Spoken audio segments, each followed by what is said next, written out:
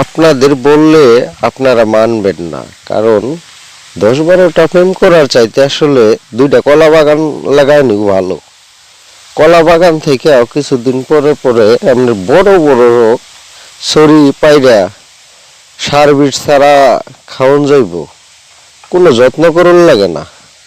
আর একটা প্রেম করলে কত যত্ন করুন লাগে, পার্কে যাউন লাগে, বিভিন্ন জায়গায় গরুর লাগে, মার্কেটও কিন্তু কইরা দূর লাগে, বুঝুন।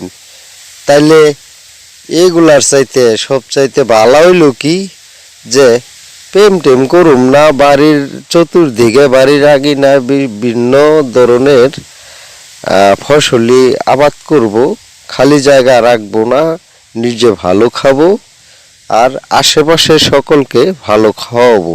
এটা কিন্তু ভালো। আর এই যে একটা প্রেম কইরা যদি দেবদাস হয়ে যান, আপনাদের বললে আপনারা মানবেন না, কারণ 10-12টা প্রেম করার চাইতে আসলে 2টা কলা বাগান লাগানো ভালো। কলা বাগান থেকে কিছুদিন পরে পরে এমনি বড় বড় ছড়ি পাইরা সার বিট ছাড়া খাওয়ান যাইব, কোনো যত্ন করুন লাগে না। আর একটা প্রেম করলে কত যত্ন করুন লাগে, পার্কে যাউন লাগে, বিভিন্ন জায়গায় গরুর লাগে, মার্কেটও কিন্তু কইরা দূর লাগে, বুঝুন। তাইলে এগুলার চাইতে সব চাইতে ভালো হইল কি যে প্রেম টেম করুম না, বাড়ির চতুর্দিকে বাড়ির আগে না বিভিন্ন ধরনের ফসলি আবাদ করব, খালি জায়গা রাখবো না, নিজে ভালো খাবো আর আশেপাশে সকলকে ভালো খাওয়াবো। এটা কিন্তু ভালো।